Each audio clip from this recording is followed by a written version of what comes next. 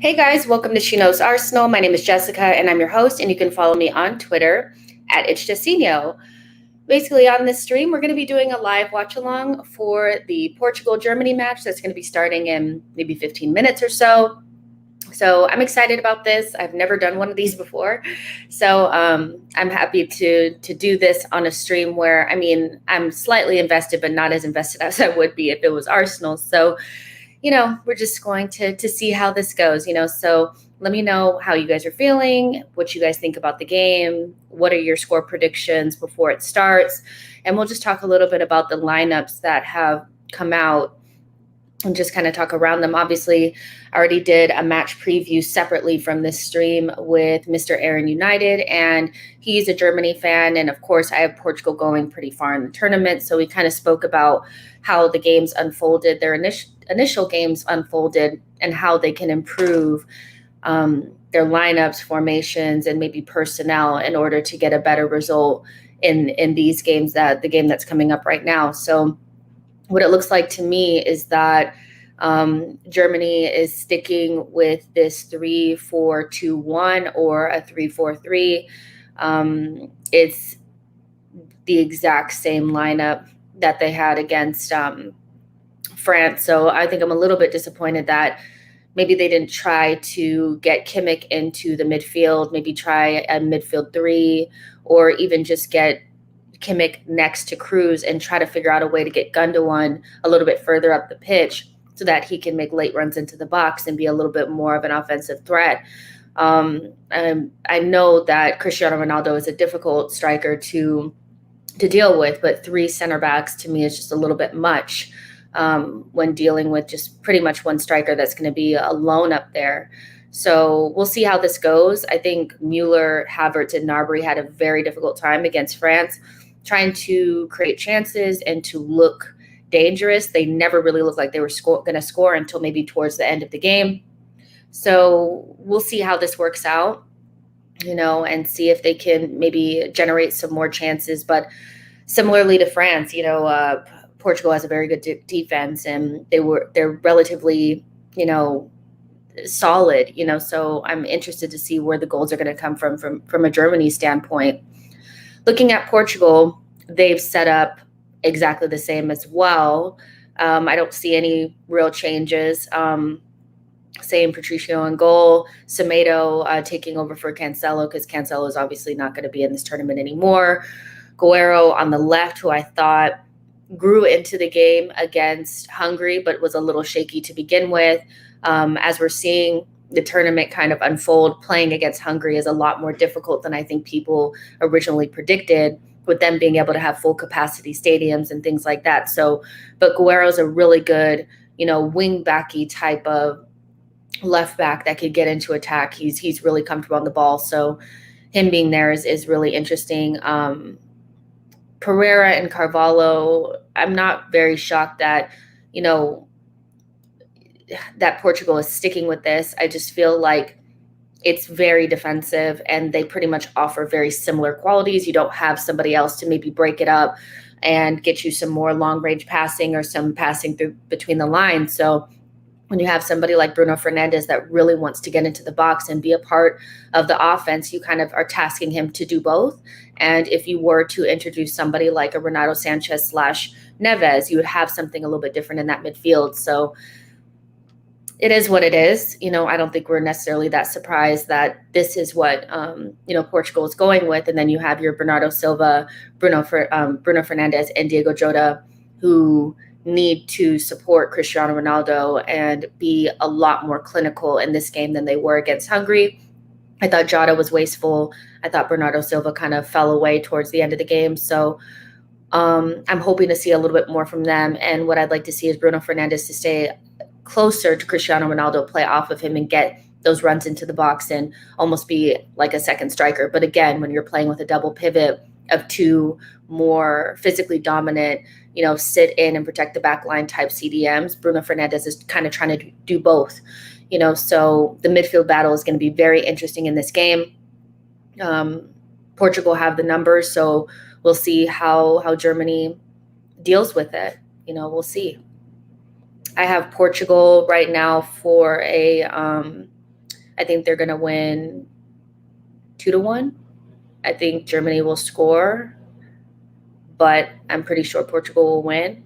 But what's really interesting that I'm excited about this group, because when I predicted the group, I predicted Portugal to come first, Germany to come second, and France to come third. The reason why is just because this group cannot go to plan. That's just not the way that international tournaments go. They don't play out the way that they do on paper.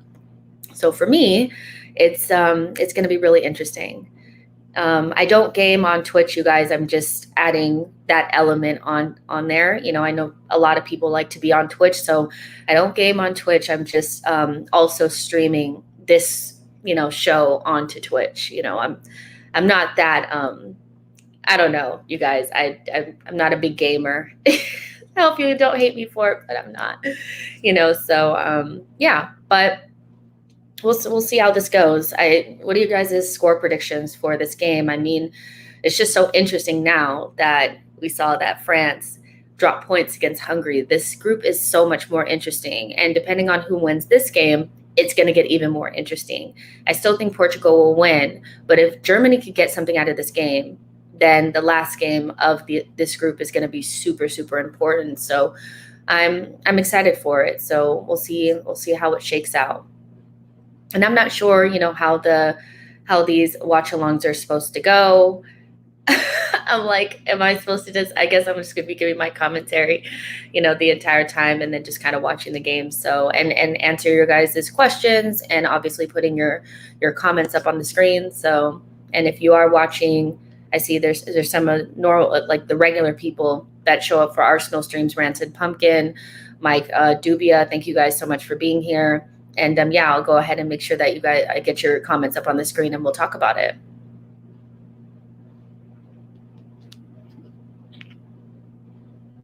Check the phone. Oh, to make sure it doesn't ring. Is that what you mean? It's going to ring during this stream. That's how it goes. We should play like a game where everybody has to take a drink every single time the phone rings during a stream. But I'm not. I know it's going to ring. I just know. But yeah, 3-1 to Portugal. That's that would be a really good scoreline for Portugal. They will have scored 6 goals already in this tournament in 2 games. That would be really nice. Rancid Pumpkin says Portugal 3, Germany 2. I struggle to see where the goals from Germany are going to the goals for Germany are going to come from. I really do. Tamina asked, when am I going to do Arsenal transfer? Later on today at 10 p.m. UK time, after the games are done, I'll be doing a stream about Andre Silva. We've been linked with him for a striker position.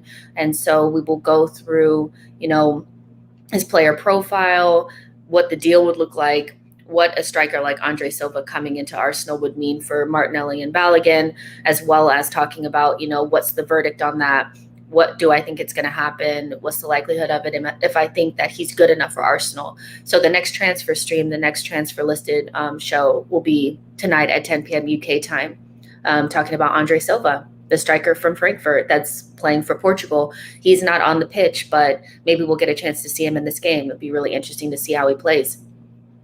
Let's see. Abdallah says 4-2 Portugal, CR7, Messi clear, and Jota, Gnabry, and Cruz. Interesting. Very interesting. Messi clear. So funny. Rancid Pumpkin says, which player you see in an Arsenal shirt? Would I like to see in an Arsenal shirt in this particular game or just in general? Like, just in general, like from our transfer, the people that we're listed with, like, or linked with, I would love to see, James Maddison. I would like to see, I'm interested to see what Ben White could offer. I would like to see Onana and Basuma. You guys know I'm a big Basuma fan. Oh, you're saying in this game? I would say, not to ruin the next stream about Andre Silva, but I like what I see. So I think I would like to see him in an Arsenal shirt, to be honest, as another striker option, because he's kind of well-rounded, but I don't want to ruin the stream too much.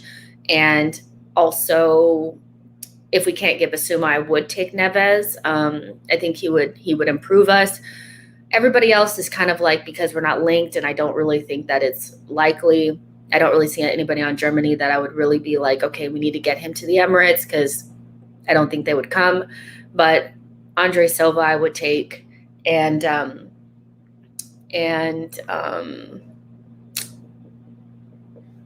Neves. So yeah. What about you? Is there anybody on the pitch right now that you would want to see at Arsenal? MLS is back tonight. I am kind of excited. Yes, I am being bombarded by football and I love it, but it's kind of hard to keep up with it all. So yes, I am excited though. Nudon Game says, speaking of Arsenal, have you done an all-time best Arsenal 11 on stream yet? No, I have not. But now that you're saying it, I will weave it in somewhere with one of our shows. I do have a happy hour show that I'm doing, not regularly, but just to break up the monotony of just talking about transfers from a very serious perspective. Last time I had Laura Kirk and Kaya on from Football London, and we did trivia. So maybe that's something that I can add into that show, just to kind of break it up. Let's see. Tamina says 2-1 Portugal. That's my score. Well, I always pick 2-1. That's my score, but I think Portugal will win it. And I think Cristiano Ronaldo will score and Bruno Fernandes on a penalty or something like that. Colin says, I'm interested in Antonio Conte. If we have $250 million to spend, that $250 million is going to Arteta. So, yeah. What I will say is that hopefully they spend it well enough where the team is good enough where even if for some reason Arteta was sacked, it's a good group of players that another manager would want to work with. You guys, I'm sure some of you guys are already on drinks, probably your second or third because it's later there. I'm still on coffee. So there's that. All right, they're lining up. Who do you think has the best anthem? Like, who do you think has the best national anthem? Let me know what you think. I like the France one quite a lot. I think a lot of people do. But who do you think has the best national anthem? Let's see. Abdallah is saying that Maddison is very overrated. The reason why his numbers are crazy is because Leicester's system being catered to him, not to mention he just spams through balls like Bruno all the time. I mean, you're an eye test person. I like to use both, and his stats would say that he's a pretty high productive player. And so I'm not quite sure that he's very overrated. Maybe he just doesn't fit your eye test. Some players just, like Bruno Fernandes is not a good eye test player, but his numbers are good. And really, I don't know if you saw Terry's post the other day, but Jack Grealish even said that the only thing that matters in football is goals and assists. So yeah, eye test sometimes it does work. You have to use both, but from what I've seen from James Maddison, I think he's a really good player, high production. He's played with Vardy, who's very similar to Aubameyang in the way that he's not really a build-up player. He just needs to kind of be served. And I think Maddison would fit in well because we need a 10 player. So if he's a little bit overrated, it is what it is, but he's better than what we have. And he's better than a lot of the other 10s/creative midfielders in the league, really. His numbers would suggest that. Let's see. Tamita says, what shirt number you like to see James Maddison in? If he comes to Arsenal, he'll get the number 10. He will. I think it's just it's made. He's made for it, So I think he would get the number 10. Even though, I would kind of like to see Smith Rowe get it as well. Abdallah said, personally, I'd take Cruz. He's one of my favorite players of all time. Yeah, Cruz is, definitely one of the best players. Still playing right now, even at his age, he's still good. I don't know if I mean, of course, like, it's just hard. It's like, would you take him at Arsenal? Of course you would. But I kind of try to think from like, would it actually happen? But maybe for Chelsea, it's realistic, Idmore says, or Idwar says, hey, how are you? New Dawn Game says, mine, goalkeeper Renarson, left back Silvestre, CB Scolacci, right back Licksteiner. So we're doing the best or the worst? Wait, what? Wait. Yeah, that's pretty bad. Park Chu-young, people that never really, took the pitch, Kallstrom, Sonogo, Bettner. That's horrible. Austin said that quiz you did last time was fun. Yeah, I'd like to try to have a little bit more fun, figure out creative ways to get you guys involved, but just break it up just a little bit with something a little bit more relaxed and chill. I'm serious about my football, but I'm pretty unserious. I like to have fun, so I'd like to bring that to the channel as well. Go FC Cincinnati. I'm an LAFC girl, so there you go. Austin, do you think football ever reach higher levels of popularity in USA? I do think it's getting more popular. I really do. I think it's getting more popular in the US, especially because the MLS is starting to become more of a selling league than a buying league. You're seeing really high level young talent going to other leagues, so that's making people want to actually watch, the MLS. And then on the other side of the spectrum, you have, big programs, and television companies in the US now televising, games from overseas over here. And you even see like the Premier League is doing a lot to try to, get American fans involved. So I do think it's growing in popularity. It'll take a while because obviously, the US is very much into their basketball, their NBA, their NFL, but I do think it's getting more popular. Tamina says, love the show, Jess, doing a good job of it. Thank you so much. I really appreciate it. Austin says it's 11:55 a.m. here in Ontario. So it's still morning, but you could get away with a drink right now. You could get away with a drink, if you wanted to. Not saying you should, but if you wanted to. Rancid said Scotland. I guess for the anthem, New Dawn Game says Argentina, but I'm biased. Abdallah says Sweden's anthem is mad. Yeah, there are some nice anthems out there. Let's see. All right, we're just about to kick off. So let's see what's going on here. I think Bernardo Silva works so hard. Like, he's one of those players that I just watch him and I'm like, he plays so hard. He tries his little heart out. So nice.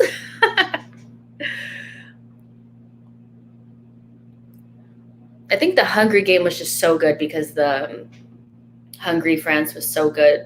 Both of the games in Hungary were so good because of all the fans. And it was full capacity. These games don't have as much capacity, so it's a little bit different. But Hungary was feeding off of that. It's nice. Nice to see. All right.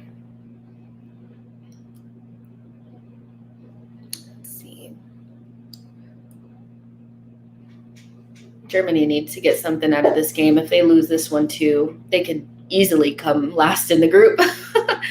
And that's unacceptable even for this makeshift Germany side. They need to get something out of this. They can't lose again.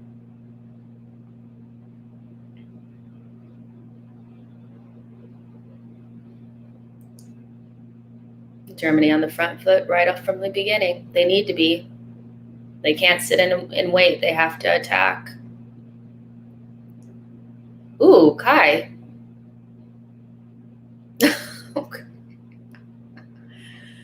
Okay, so the game plan is to get into Pepe's head. That's the game plan. I feel it. Because you know he's good for a red card, bad tackle, penalty, something like that. Kai Havertz like knocking Pepe to the ground. I love it. Yep.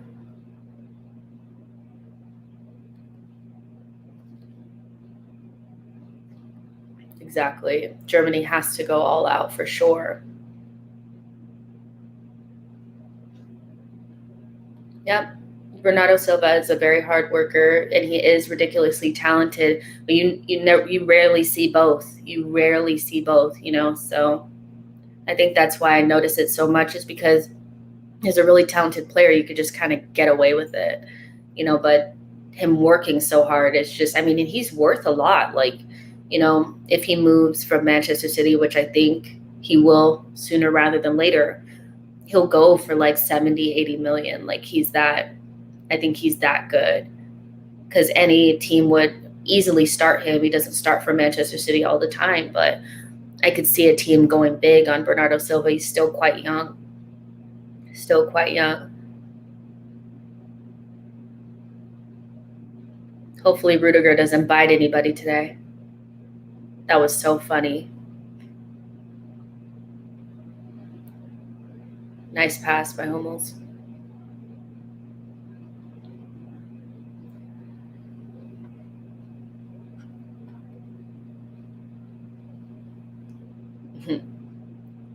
Nice try.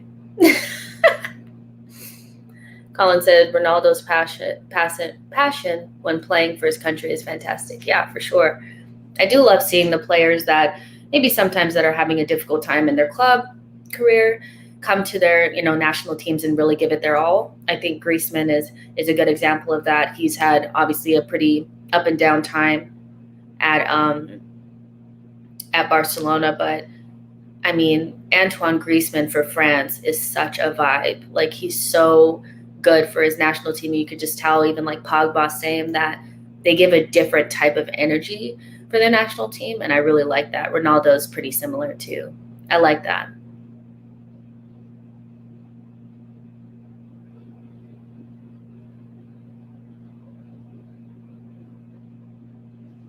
I wanted to see who would come out and kind of initiate or, back themselves to be the team that's going to go forward and have the majority of the possession. These are two possession-based sides. They're not really counterattacking sides like France, So I wanted to see who of Germany or Portugal would concede the possession. And it looks like Portugal is sitting in just a little bit, and Germany's taking the game to Portugal, which is really interesting. I don't think, Germany needs to be too worried about getting done on the counter, because Portugal is not a run-in behind you type side, but hey. It's a goal already. Nice. 1-0. Gosens? Gnabry. Yes. It's mad already. Oh, it is Gosens. That guy can score goals. Oh, they're saying, is it called off? Is it chalked off? Is it chalked off?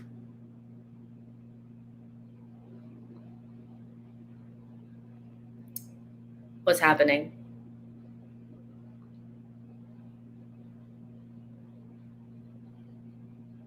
He's off. But he didn't touch it. He didn't touch it. That's a handball for Mueller in the buildup.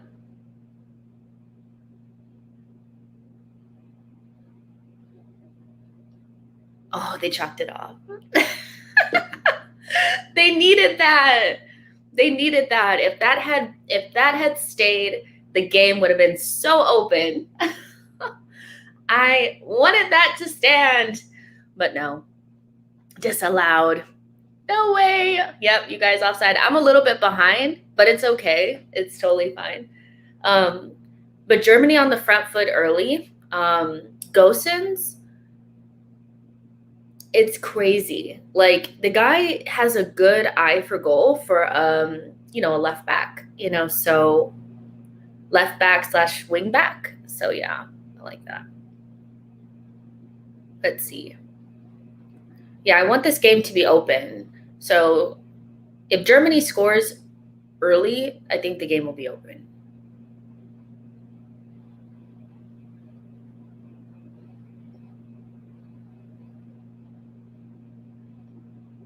Good switch. Kimmich is such a good player.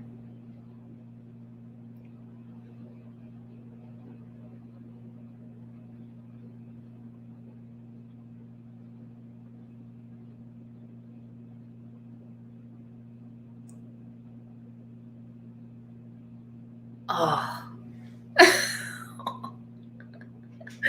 Yes. Very nice run from Gnabry, for sure. I don't know, Portugal. I don't know. You guys haven't touched the ball yet.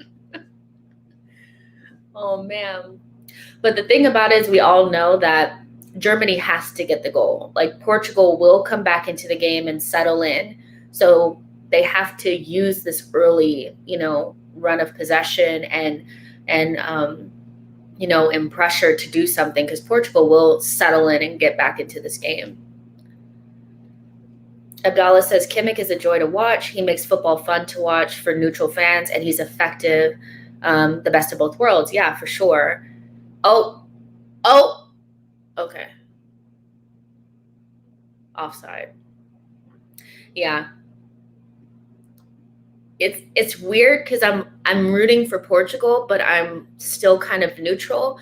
I want Portugal to go far. I like the team. I think that they have such good depth. Some of the players they're just so good, So I'm going for Portugal, but I'm also going for chaos, and I want the game to be open. Like, I don't want to be watching like some boring 0-0.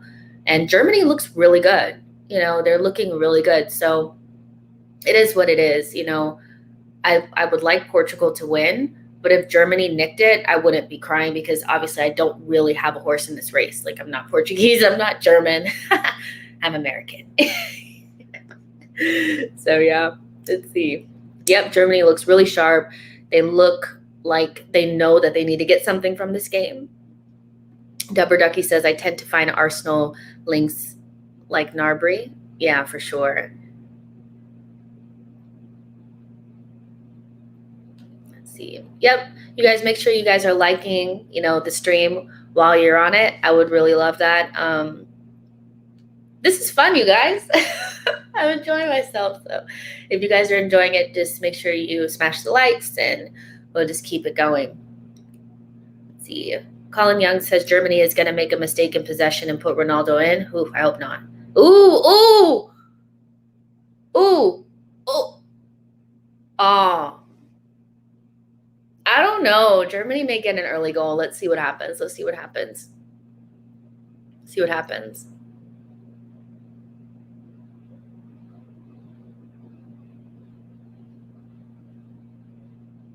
Mueller's one of my favorite players, like, by a long way. Like, I still think he's massively underrated, but he's so good. Like, and not because he's like extremely skillful or anything like that, but he tends to find good spaces in the box. He plays off of the striker really well. He works really hard. He's a leader. I think every team needs a Mueller, a very reliable, ready to work hard type of player, Yeah, Mueller's always been one of my favorite players.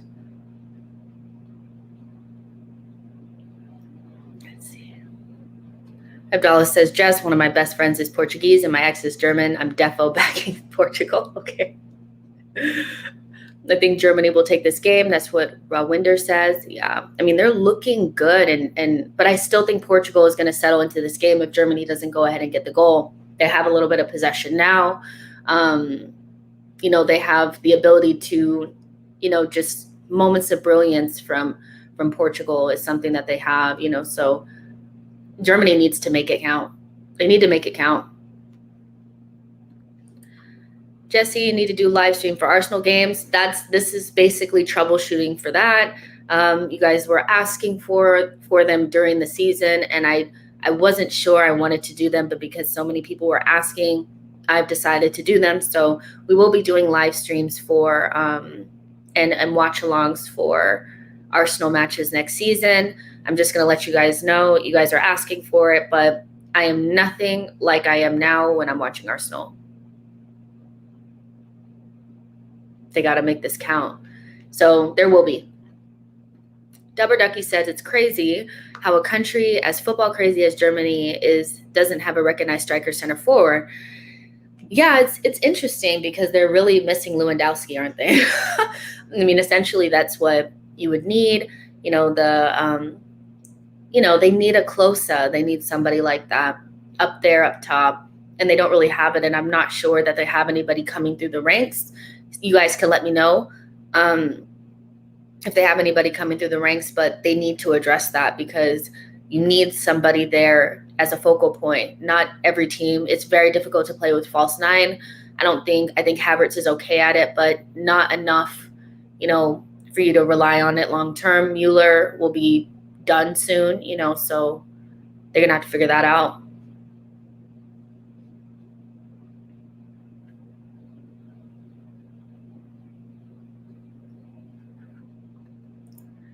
Colin Young says live stream show the presenter's passion. I got a feeling you'll be very consuming to watch.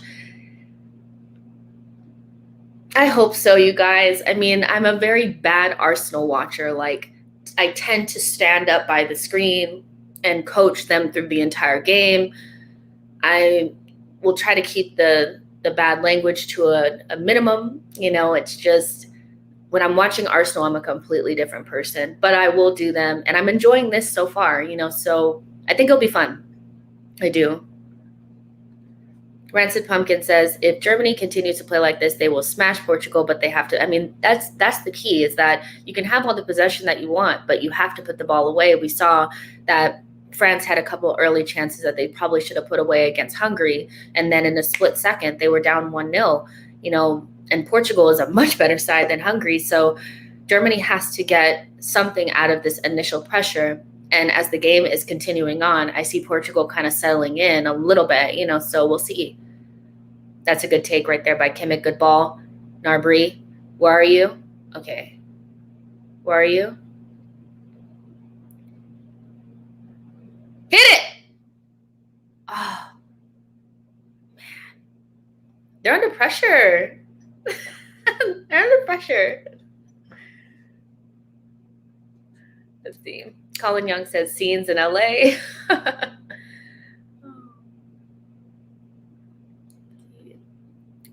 Abdallah, not just watch Havertz go up a level next year. He announced himself in the Champions League final. Now watch him tear it up next year in the Prem. What's happening?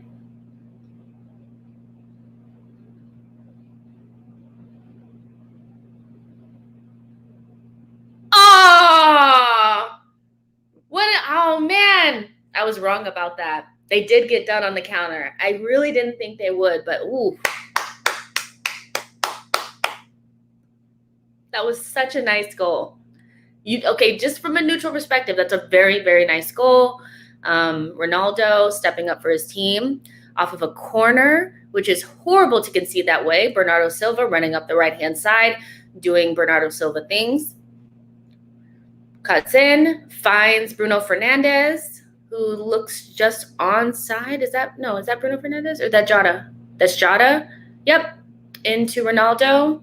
Nice team goal off of the counterattack. I mean, I didn't think Germany was dumb enough to get done on the counter. By Portugal, they're not really running behind team, but they can hurt you. Yeah, brutal. Very brutal.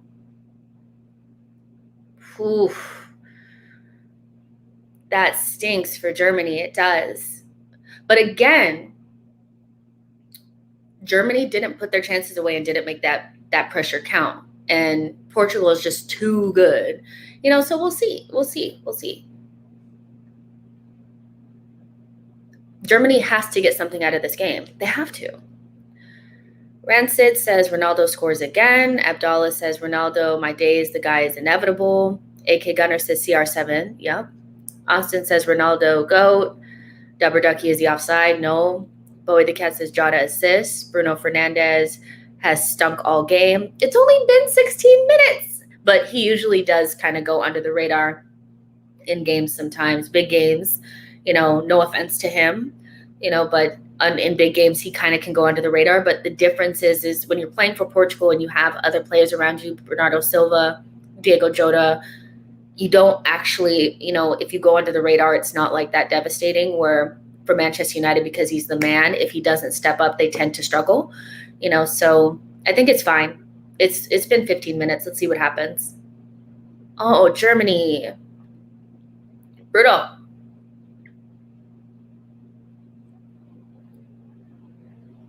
Yeah, you guys, I see the CR7 versus Messi thing. Are we not tired? Are we not tired? Are we not tired?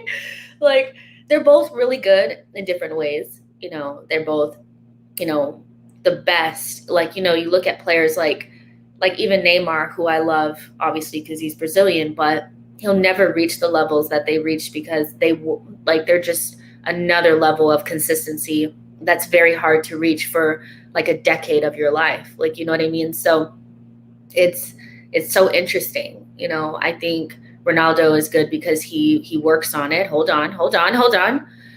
He works on it, but Messi is just very naturally talented. Like his talent is just on a whole nother level. His footballing IQ is on a different level. Ronaldo works on his craft so much that he's able to stay consistent at a high level for a long period of time. So, yeah. Newman says, it's just watching footy. Yes, I am, and I'm enjoying it. I am. I'm very much so enjoying this. It's so nice not having to be like super stressed, with Arsenal, it's like death, but this is nice. Tell us about your flight attendant days. I was a flight attendant for 5 years. I won't say the airline, but I was a flight attendant for 5 years. And I was based out of New York. I was based out of Atlanta at a certain period of time, and Los Angeles. It's a very fun career, but it's all consuming. It's very much like a lifestyle. It's not the type of job that you can just, put away. It's all the time, so I found it very difficult because I have so many other interests that I was unable to really explore because I was constantly in the air, and it's very draining. So it has to be something that you are kind of passionate about. And yes, you do get to fly for free, but it's not what people make it out to seem. Bernardo Silva, what are you doing? And so, yeah, I didn't stay past the 5th year. I decided to start my own business, as a web designer. So I do, design websites, but I also wanted to pursue this, so yeah, I do a little bit of web design. I have an Airbnb and I do this as well, but my flight attendant days were fun. I'm not going to lie. I did have fun. People were rude and mean.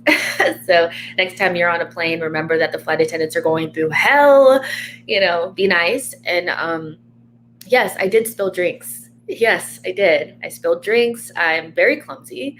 So I spilled tons of drinks, and but I was pretty good at my job. It just wasn't. I knew I could do more, and obviously, when you're in the air, you can't watch football matches. So it was tough.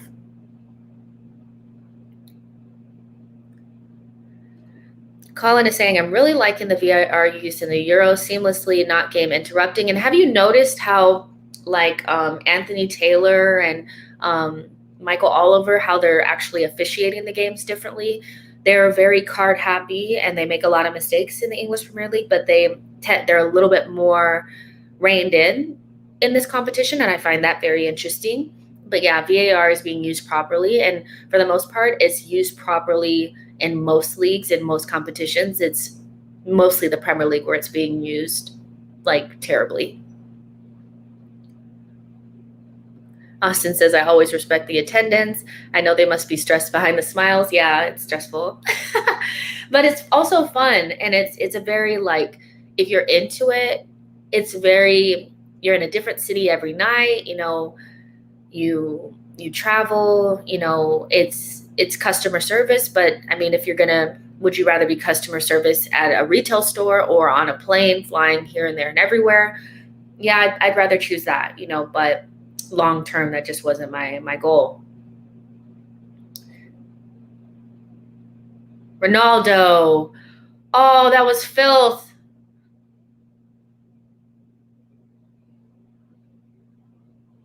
Did you see the flick? So nice. S says, what's the biggest game or most important Arsenal game you missed while being a flight attendant? Baku. But I'm glad I missed it. I'm glad I missed it. I missed tons of games, to be honest. I missed probably most games between 2000. Hold on real quick. Oh, man. Let's see, 2000, between 2015 to 2019, I missed a lot of games because I was in the air, you know, so it was tough, you know, but I would say Baku was a huge miss because obviously it's a European final. I didn't get to see, you know, I didn't get to see a lot of those games, to be honest. You know, I had to catch up like later on, and it was just rough, you know. Now I'm so much happier because I get to like enjoy as much football as possible. But yeah, most games between 2015 and 2019, that's a lot, you know, especially when you were watching almost every game before that. Newman says, my cousin is a flight attendant for British Airlines. Whoops. For 20 years. Yeah. There's a lot of lifers, you know, that do, you know, flight attendant for a long time because once you get in the groove, it does become a lifestyle. Austin says, you do Airbnb? Yes, I do. I have an Airbnb and a rental property as well. So I do those things as well. So those, I kind of like that because it's more passive, you know, but it also has its own stresses, you know, obviously. So, but Airbnb is a good side hustle for sure. Like if you wanted to get into it, it's pretty easy. It's pretty easy, you know. So, what are you doing? Oh man, I'm like, please don't kick it in your own net. I like this combination of Ruben Diaz and Pepe in the back. I think it's like the perfect like shithousery mixed with, you know, this hard defending. I like it, you know, experience and a newcomer kind of. But Ruben Diaz doesn't feel new, you know. I like it. Germany needs to get something out of this game.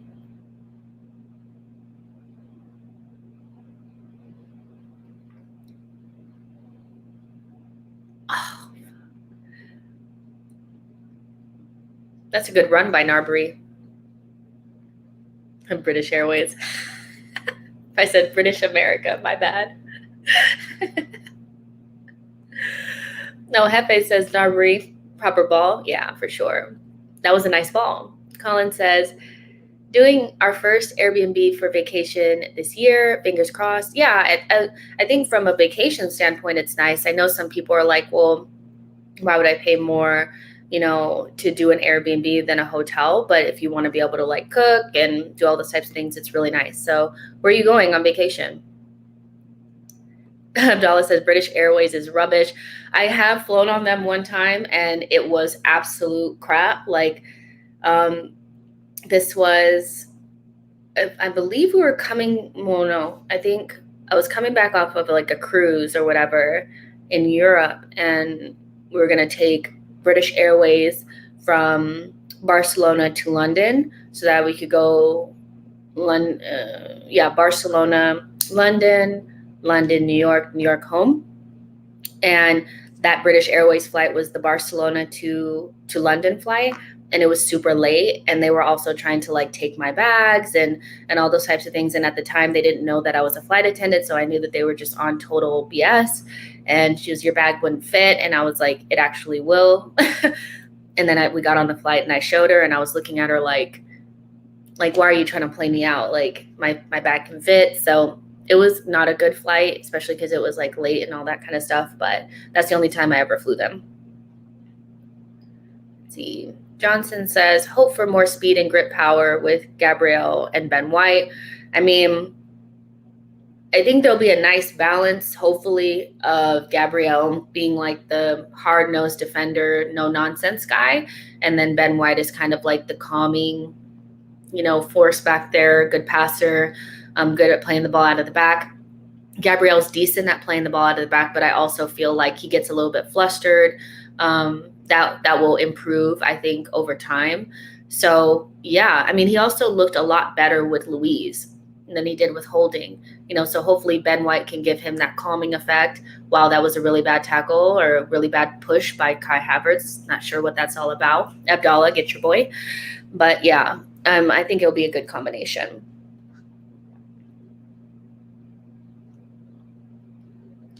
Colin says Myrtle Beach. That sounds so nice. Oh, enjoy that. So I think EasyJet or Ryanair, those things are like probably, what are they? Are they comparable to like Spirit? What kind of airlines are those? Is it like the more cheaper ones?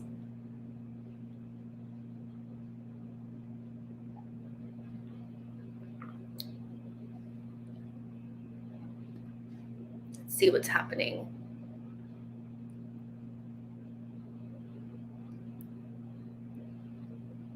Can you head it down? I do like Jada, though.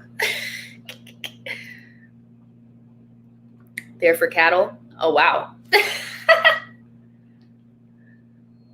S says, Gabriel is missing the first few games, so hopefully we'll get a chance to see Saliba with Ben White, but knowing Arteta, he'll probably play Marie. Yeah.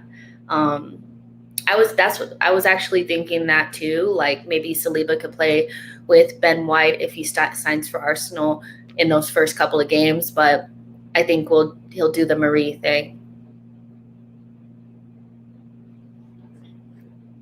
Abdallah says, big up, Jess. Work rate like Conte, sauce like Captain Jack. Welcome, everyone. Our queen, Jessica Black. Thank you. That's so sweet. I love it.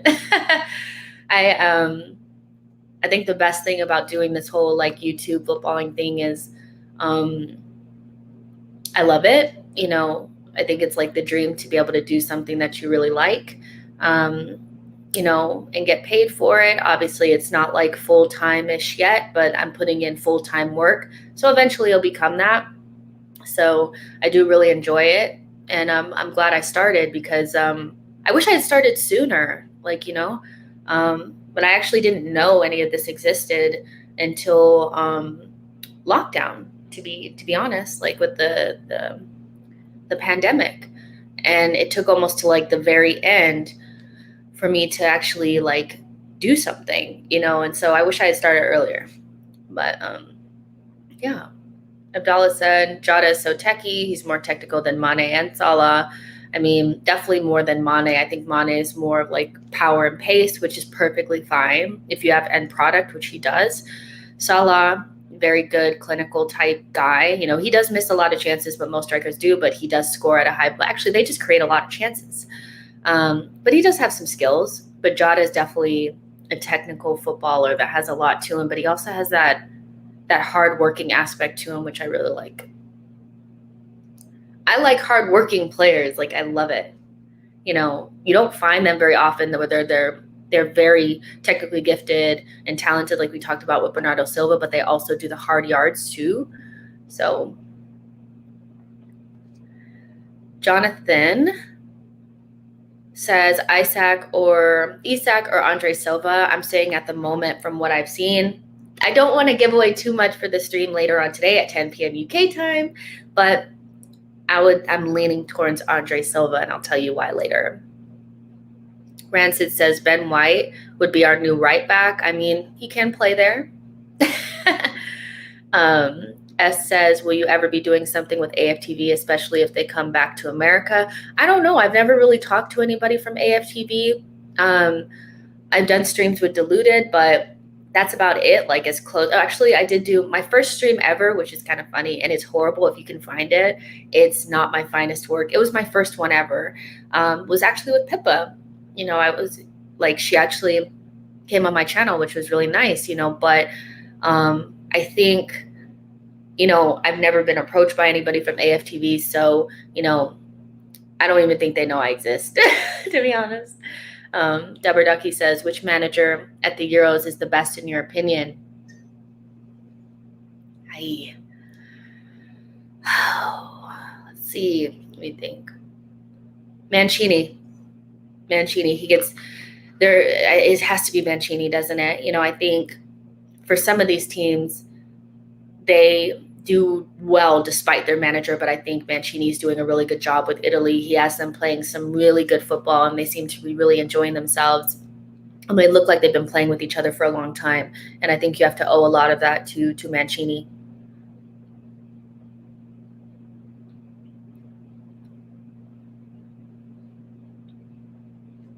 Austin says, did you ever play sports? Yes, I did. I played soccer, you know, from the time I was like 6 to, you know, college. Abdallah says the whole Portugal team is filled with hard workers. They're all incredibly talented as well. Even Bruno, who I think is a little bit overrated, but still a baller. Yeah. And it's just difficult to find. Like, you know, you tend to see it a lot in, like, for me, for like in South American players, a lot of South American players, especially like Brazilians, tend to be very hardworking and quite talented. Portugal tends to be a little bit that way as well. But it's very difficult to find, to have like that good balance between like talent and hard work. Usually you're skewed either one way or the other. And it's really nice to see. Germany needs to get it together.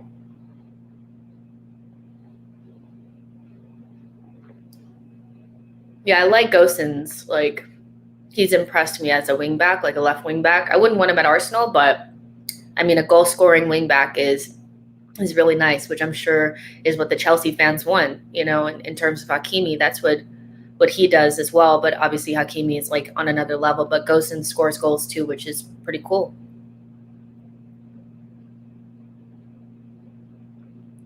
Is Hakimi going to Chelsea still, or is he going to PSG? You guys know.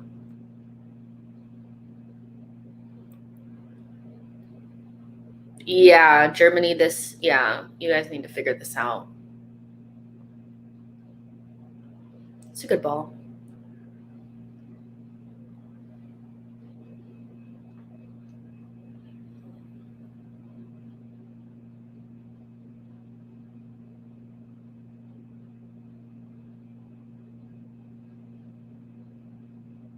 Portugal look comfortable, don't they?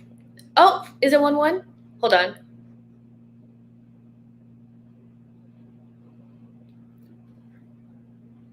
Hold on. You guys, like, I'm like a little bit further behind, like, but it's fine. It's fine. So.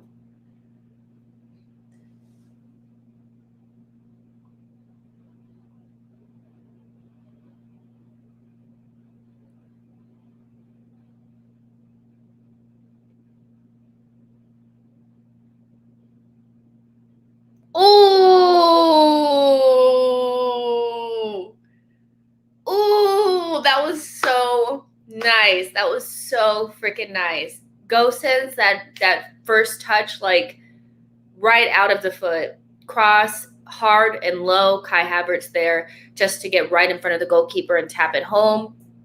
Lovely, absolutely lovely. The ball in, I think, from Kimmich is nice. Gosens, Kai Havertz, that was really, really nice goal. And they needed that. And I think low-key they deserved it as well. So, bravo, we got a game. We got a game. Let's open it up. Let's open it up. You know who's really not a good footballer, not really that good, is Semedo. He's not that good. I don't know how he, hid at Barcelona for so long before they got rid, but that guy's not good. He's not. They're really missing like Cancelo or just maybe Cedric. Oh no. If Portugal lose this game, that's going to be funny.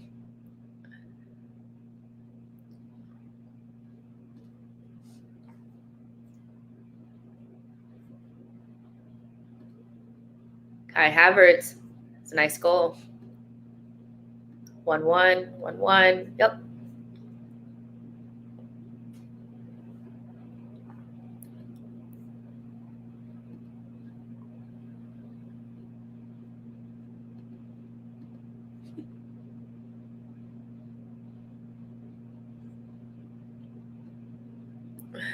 Oh my goodness.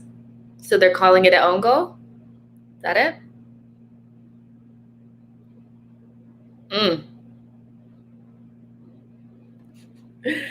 Semedo is dead, you guys. Like, Semedo's not good. Just because, like, I think we automatically give them something because, okay, like they're at Barcelona, but he's not good. Like, he's not even better than Cedric. He's not. Like, he's, as Abdallah said, a power and pace merchant. He's basically Theo Walcott in the back. And we know how Theo Walcott was, like, just run forward as fast as you can, but nothing really going on. There's a reason why he's at Wolves now, so he's not good. He's not. Oh man. It's awesome. It's going to get interesting now.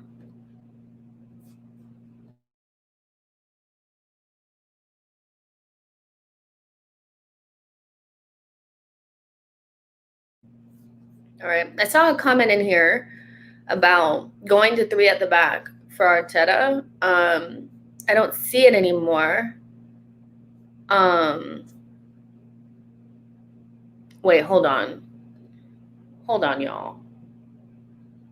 Let me just wait a second because I'm seeing 2-1s and stuff like that. So let me just watch the game for a second. Are you telling me Germany scores again? Is that what you're saying? Kai Havertz to Kimmich. Portugal, what's happening? What's going on?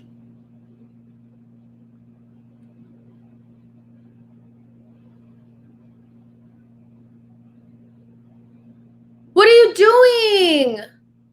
Oh, is it Gnabry though? Oh, Guerrero. Brutal. Oh man, Germany. It's so hard because I'm like, I like so many players on Germany, but I kind of want Portugal to win the game. So I'm like, what's going on now?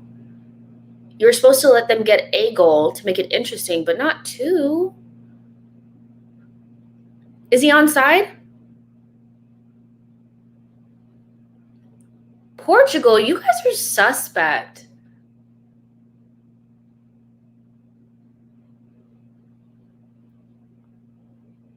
Oh my, that's horrible, Guerrero.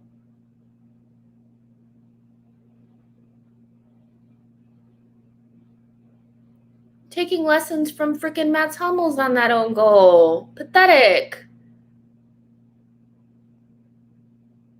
Are they checking it?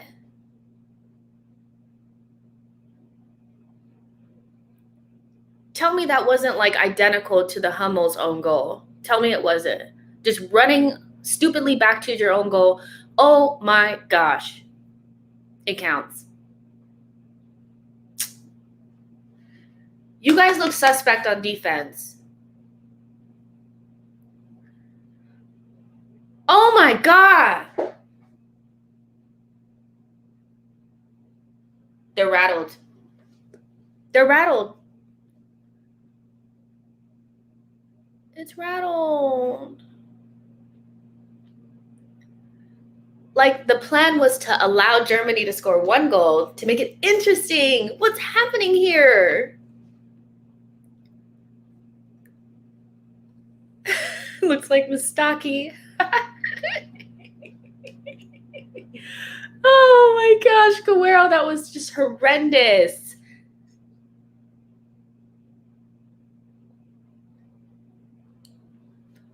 Maybe controversial in a way, but I have to be honest that even though Patricio is their number 1 goalkeeper and probably their best goalkeeper, I don't rate him. I don't really think he's all that. I really don't. Something about him is just like, meh, you know, like he's not that good.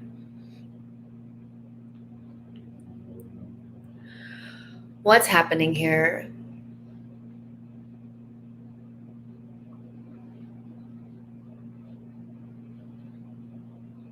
This group just got a whole lot more interesting. That last game is going to be insane. It's going to be insane. The last game, if this score line holds, France versus Portugal is going to be nutty. Robert says, is the U.S. team like soccer good at the moment? Which one? The women or the men? If you're talking about the men, they're getting much better. If you're European or you're used to watching England, France, and all those types of teams play, then you probably would watch it and be like, this isn't that good. But from an American standpoint, being able to watch a team that can actually pass the ball to each other and not just kick it, yes, this team is much better. Most of the boys right now are playing in Europe and on like pretty good teams. So it's looking good for the U.S. men's soccer program. You know, obviously we still have a ways to go. I still think that they need to play against more European competition. CONCACAF just doesn't give them enough competition and a real gauge on where they stand. But ultimately, they are much better than they used to be, which is good for us. The U.S. women are still the best team in the world. Yo-Yo says the U.S. women team run the world. Exactly. Like truth, well, just so back in the day when I used to play, and like maybe during like halftime, I'll show you guys a picture. I know I have one over here somewhere. I'll show you guys a picture, but I actually used to. So Kristen Press is somebody I used to play against on a very regular basis. She's been good her entire life, as well as Alex Morgan. She actually grew up just around the corner from where I grew up. Let's hold on. Let's see what's happening here. Let's see what's happening here. We need a goal. Come on. Oh, you're offside. So Alex Morgan is somebody that lived around like in the next city over, and she played for like a rival high school. She's always been really good and played against her in club as well. So those are two players that I really enjoy watching for the U.S. women's national team because I've seen them pretty much play their entire lives, and they've just gotten so much better. So they're both Southern California girls, and I think they're both really, really good players. Is Memphis Depay like an officially a Barcelona player? Let me know. I love Memphis Depay. I love him so much. I think he's so good. Oh, no. Oh, gosh. They're going to lose. What's happening?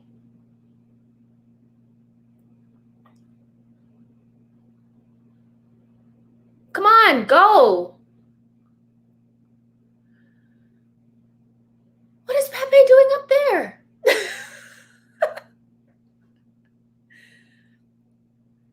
Am I the only one who thinks, like, Rudiger's annoying? Sorry, Abdallah. He's so annoying.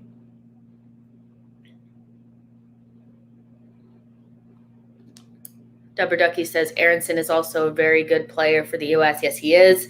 He's one of those that you know is going to go through the Salzburg RB, program. He'll probably end up at Leipzig or somewhere like that. And then I think he'll end up at like Liverpool. I know that they're already looking at him, and they have a good connection with RB Leipzig for, those players. So I think Aronson will end up at Liverpool, and he's such a good player. He's still raw and still new, but he's such a good player. I agree. Yo-Yo says, will you do watch-alongs for the Gold Cup or the women's team? Yeah, if you guys want me to do more watch-alongs, just let me know. Like, I'll do them. Like, the whole thing is my content will always be from my perspective, but I try to show you the content from what you guys want to see. So if you guys want to see more watch-alongs, I'll do them. I do want to do a watch-along for Brazil, Colombia. So I will be working on that to get some more of the Copa America content out there. But if you guys want to see watch-alongs for the women's game and the Gold Cup, for sure I'll be down. And me and George are working on a North American podcast. We'll be talking about the Canadian national team as well as the U.S. men. George is amazing. You guys usually come to watch him anyway. So be on the lookout for that. Yes, I did play. Obviously, like as a young kid, I played pretty much every position, and I was like a forward. And then as like I got further and further in club career and all that kind of stuff, I played almost like a defensive center midfielder. Before, that's what I knew it was. Like I didn't really know that that's what that was, but I would play deeper in the midfield, break up play, and then when I got to college and at the end of high school, I played right back. So I was pretty fast, and I'm not going to even lie to you guys. I was pretty much like very into shithousery. Like that was my thing. Like I loved getting into people's heads. I did a lot of things that I probably shouldn't have been doing. But I mean, if you see the players like that you're watching do these things, like you're going to do them as well, and I would just, nudge people when, people aren't watching and get into their heads and talk to them. And, they hated me, but it worked. Robin Gosens is absolutely terrorizing Portugal's right flank. Semedo getting no help, and it's cost them 2 goals as Germany repeatedly exploit that side. That's a very good point. I think Gosens is doing a really good job.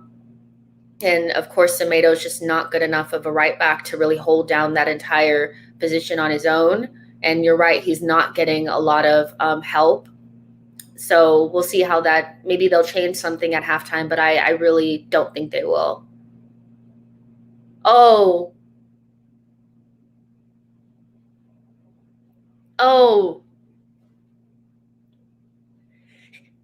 he's turning him. Oh, he had him twisted. Gnabry had him twisted. Gnabry. Pepe on toast. Oh my goodness. That deserved a goal. Let's see. Yeah, I wasn't a very nice player, but I mean, you don't need to be nice. Like, you know what I mean? You need to be kind of a dick. Like, you know what I mean? And that was kind of like my thing. Well, my favorite players, for Arsenal, like especially in that time was, Ashley Cole before he left, Gilberto Silva and Patrick Vieira. So you can see probably where I got that from. If you're watching these players play and then but you weren't supposed to be doing those things back in the day, but that's what I loved. Johnson says, "Yo, Jess, now I see why you have a love for Basuma. I love the dark arts. I love players that, try to get an edge on their opponents by doing things that they're probably not supposed to be doing. It's so underrated and it's so effective." So I love a little bit of that. Jonathan says, "Do you think that third place teams will need 3 points to progress?" I mean, we can probably talk about that a little bit more on the match reaction. Yeah, we'll talk about that a little bit more in the match reaction when you think they'll need more than 3 points. I'm thinking 3 points might get it, but I have to look at the rest of the groups. So let me look at it and see where everybody kind of stands, and we'll talk about that on the match reaction. Yep, dark arts. That's me all day, every day. Hey, Glenn, how are you? Glenn says, Portugal have scored all 3 goals, so surely the score is wrong, 3-0. Mourinho would love to coach you. Yeah, for sure. All right, you guys, I'm going to take a small break, and then I'm going to bring back my picture to show you guys that I actually did play, so nobody thinks I'm lying. And I'm just going to take a short break, maybe get something to eat real quick. So give me like 5 minutes, and yeah, I'll be right back to do more questions.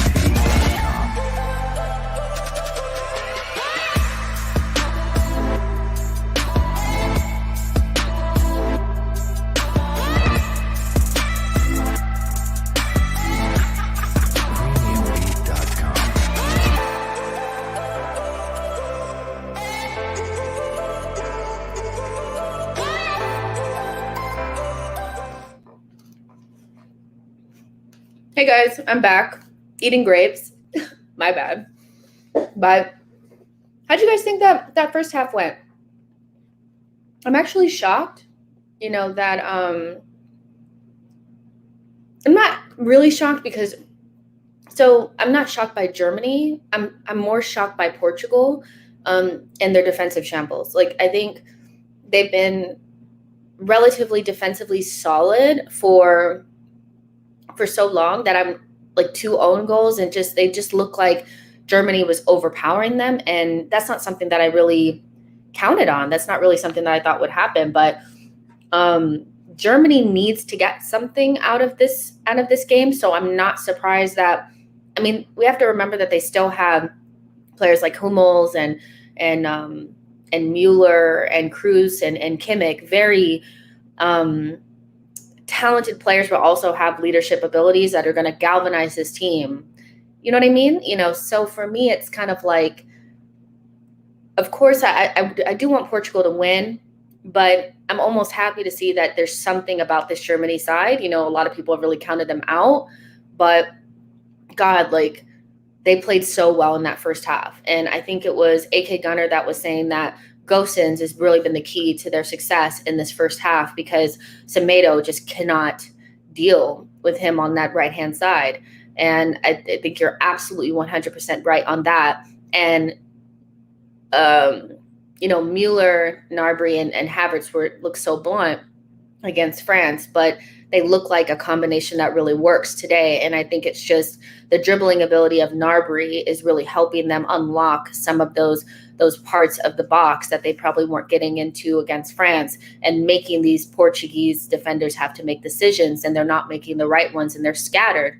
So I like it. I like it a lot. Now, from a Portugal perspective, now that you have to open up and you have to get goals, I think this is the time to maybe consider playing either one of Danilo or Carvalho and put somebody else in that midfield that can allow Bruno Fernandes to just be around Cristiano Ronaldo and make things happen. This would be a good time to bring in a Renato Sanchez or a Neves to just break things up and make it. They do too much of the same thing, and neither of them are really doing it well at this point. So I would take one of them out, put in Neves or Renato Sanchez. They do different things. Neves is more of a passer. Renato Sanchez is more of a dribbler. Either way, they need to progress the ball through the midfield thirds. It can't just go through Bernardo Silva, and they need to figure out a way to get Bruno Fernandes involved in this game. So that's what I would do. But from a Germany perspective, that was a very good half from a team that needed to have that. And Portugal have some work to do. Let's see. Austin says, wasn't expecting 3 goals. Yeah. I wasn't either. Well, I kind of was 2-1, but in the other direction, I thought, Rancid says, which is your favorite underdog team in this tournament? I mean, to be honest, I'm not, let me see. Because there's so many teams that are playing a lot better than I think I thought they would. So let me look. Definitely not Turkey, I'll tell you that. I mean, they have been a huge letdown from the dark horse perspective. I think the Ukraine has looked pretty nice. I think the Netherlands has been okay. I have to see how people play in these second games, to be honest, because first games were a little bit, who knows, but I think the Czech Republic has looked decent as well. They've been actually a surprise for me. I had them last in the group, and they're topping that group, so there's definitely that. It's unfortunate because I think Denmark has actually played well, but, due to the whole Christian Eriksen thing in that first game, and then, they just barely got beat by Belgium, but I think that they have been playing well. So I would say from like an underdog perspective, maybe the Netherlands would probably be my best choice, but I still think they're so sketchy defensively, but they have won both of their games. Wales has been a nice surprise. That win that they had against Turkey was a good one. So let's say I do like the Ukraine too, even though they lost their first game. I would say Netherlands. Let's just go with the Netherlands. But the Czech Republic looked pretty decent. there's so many teams that have put in some good performances. What I've liked about Austria has been okay as well, but what I like about the games is even the group games that were looking like they would be more boring have been very interesting, so we'll see. We'll see what happens. Spain and Poland, that better not be a boring game. That better not be boring. Spain has been ugh. All right. Robert says, Jess, you must be a very well organized person, sort of this vibe. I mean,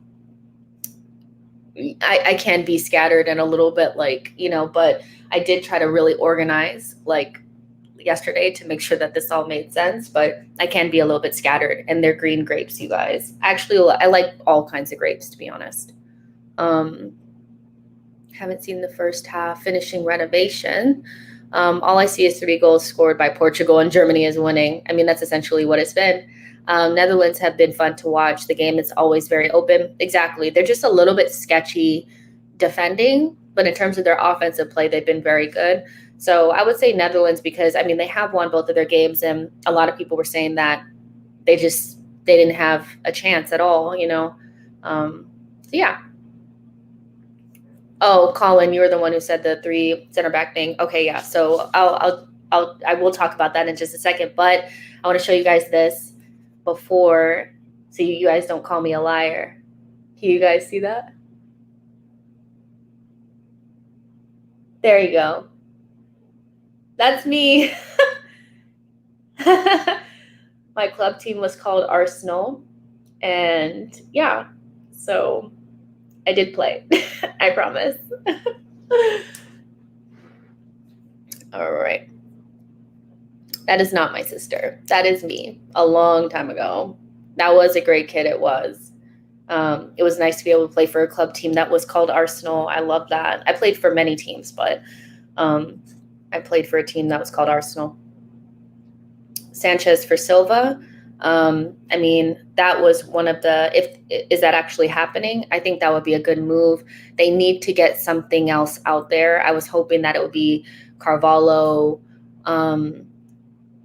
Carvalho or Danilo, but it looks like he's just gonna, do more of a like for like type switch.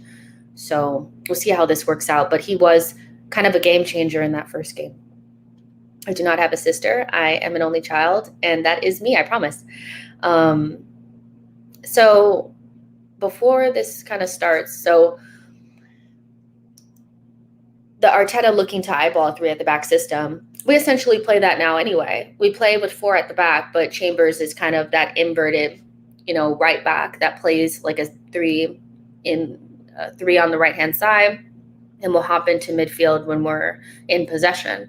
And so I wouldn't be surprised if you saw Ben White do that same thing, be like a 3rd center back. That's why I'm saying, let's not freak out just yet, because we could see Gabriel and Saliba and Ben White almost like in a back 3, and then Ben White hopping into the midfield next to Thomas and whoever when we're in possession.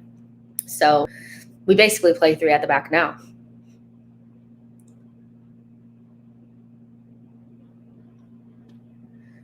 Abdallah says, nah, Bernardo should have stayed on. Bruno or Jota should have came off. I thought that he should have changed the pivot, but he's not going to change that pivot. He's going to change that front. And, Bernardo, he plays so well. He plays so hard, but he does seem like the person that gets hooked first. All right, let's see how this is shaping up. I do like Renato Sanchez. I just wish that he could stay fit.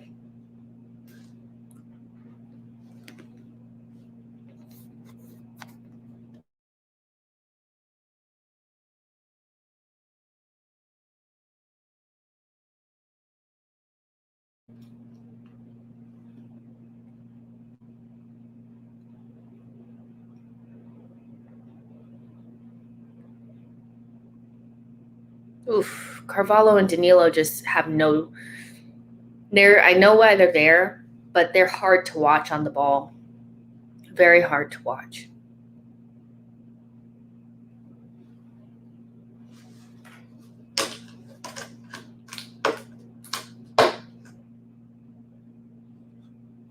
Semedo. He's so dead, you guys. We got the ball back. He showed me.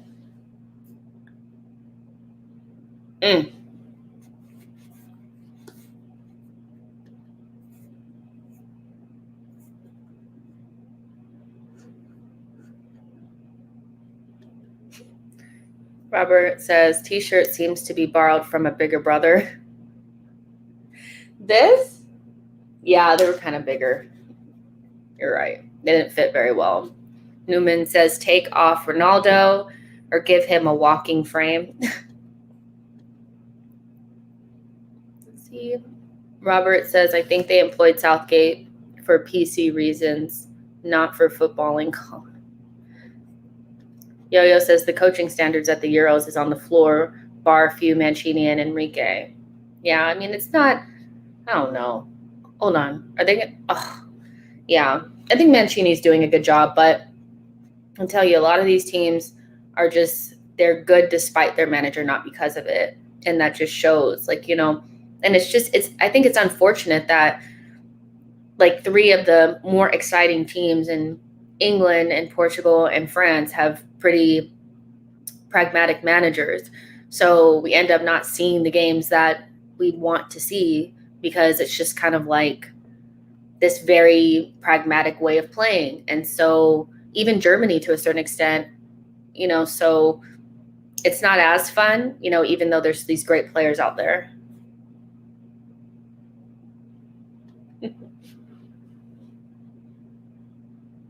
What is that, Pepe? What is that?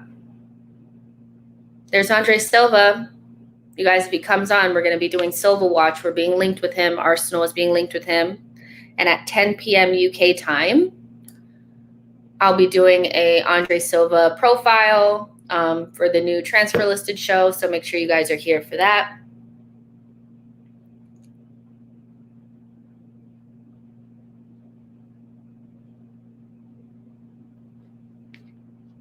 I want to order something to eat. Like, these grapes aren't doing it for me. I need something else. What I do miss is like when I used to live in New York, they had the best takeout food or takeaway. That's how you guys say it. In LA, it's not. I mean, it's okay, but it's not the same. You had every sort of cultural food around you. In New York, you don't really have that here. It's different. Get it.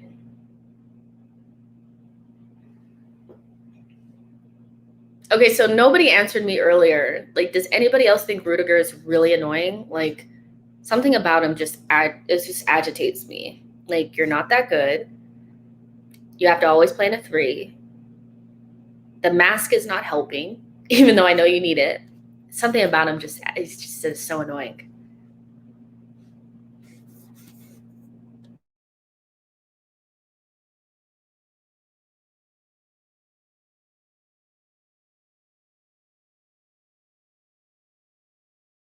And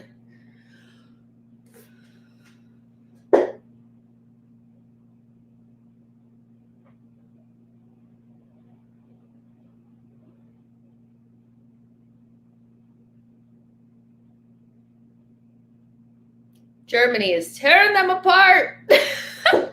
What the hell? Let's see. It's always very similar type play every single time. It's not very different. They always find the open man Ghostins on the left-hand side. Have you guys not figured that out yet?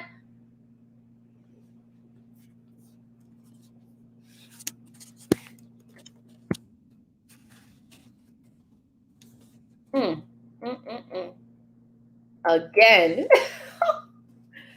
What the heck?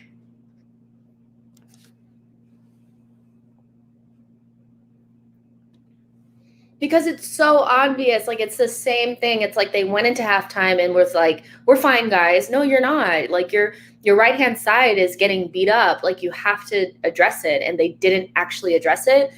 Renato Sanchez wasn't going to give you any more cover, although I think he's a good player. Like, Semedo cannot handle the Gosens thing. He gets sucked in and Gosens is free. So who is marking the wing back? What's happening? You know, all 3 goals were exactly the same. Like, they weren't any different. You guys, let's not do it. I don't know if you're an Arsenal fan or not, but Arsenal fans, let's not start with the, we should get Gosens at Arsenal. Like,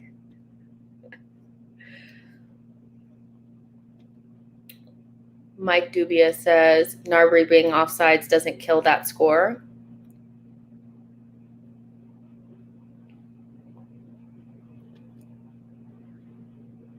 Set piece.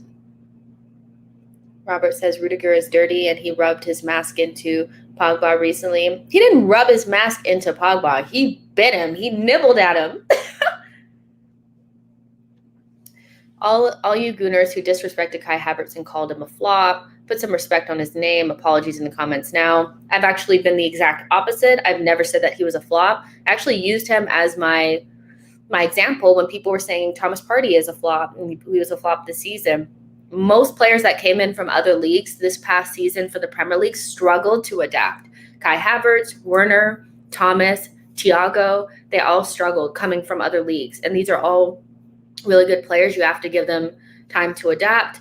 I don't really think we saw a lot of Kai Havertz and Werner really doing that in the league. They did it in the Champions League, mostly Kai Havertz. But that doesn't mean that these players are bad. They just need to adapt. So I actually have been the exact opposite. You know what I mean? Like, I don't believe that you can look at one season from a player and just be like, yeah, they're the worst player that ever lived. Now, if they replicate that again in their second year, then we have some more questions. But to me, Kai Havertz is a good player. I'm not sure if you can play him false nine all the time, but I think he's a good player.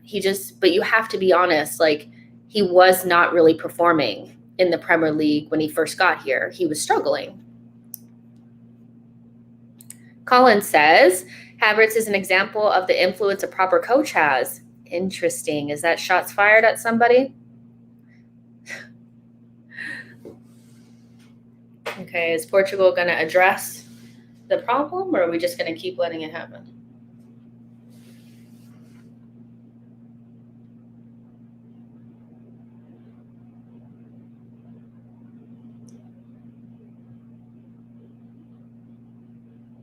See, the issue is Portugal, for me, have the numbers in midfield, but it's a waste if you have 2 players that are basically the same. You can't use that number advantage because right now it's Gundogan in there and Cruz. Like, they're not really using their numbers in midfield because Carvalho and Danilo are basically doing the same thing, sitting in front of the back line.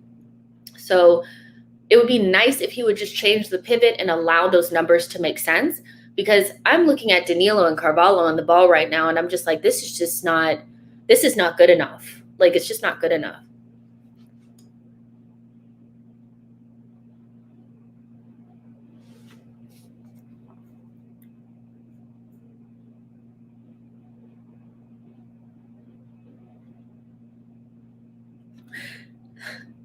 Tried comparing him to Emil Smith Rowe. I mean, we love our Smith Rowe, so it is what it is. They're not really similar players, to be honest, either.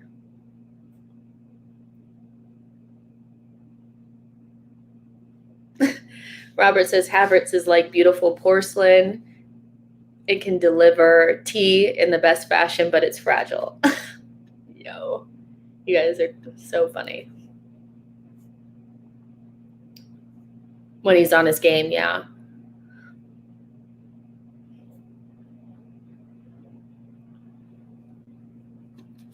Austin says pizza or burgers. I would say pizza because I am a pescatarian, so I don't actually eat like chicken or beef or pork. So burgers have been kind of like a thing that I haven't really had in years. Like, so, and I would say even before that, I was more, I love Italian food. I love pizza. I love pasta. I love all that kind of stuff. I love cheese, so I'm definitely a pizza person. And I'm very particular about my pizza.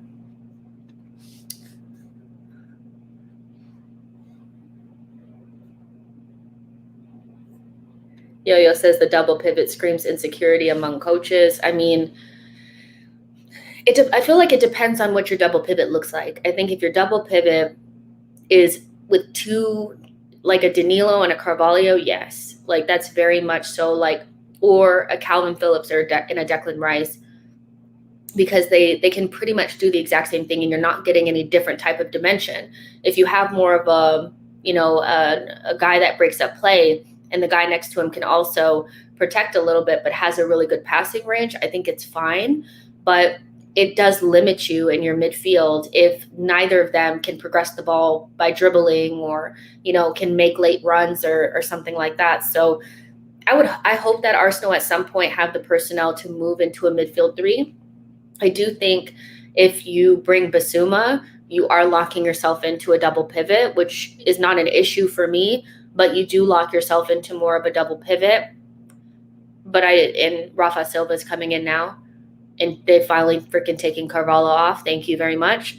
But if you were to get somebody like a Ruben Neves, you probably could move into a three with James Maddison.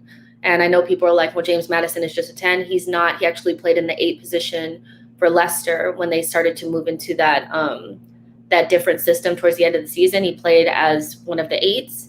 So, and a lot of times it's just about the positions that you pick up on the pitch. But I do think that Arsenal would benefit from moving to a midfield 3, a more 3 system than a solid double pivot. You did not get fouled in the box. Please, let's not start that.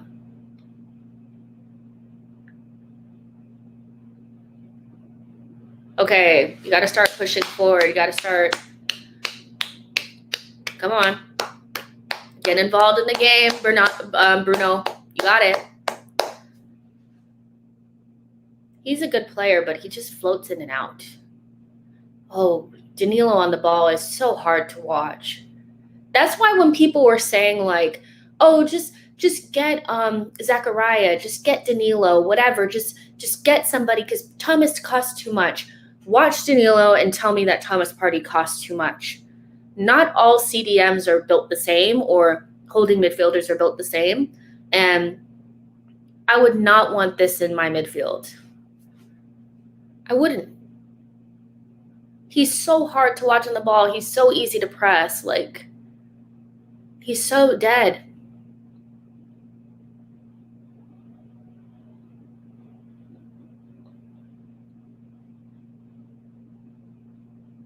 If they get a 4th, this is embarrassing.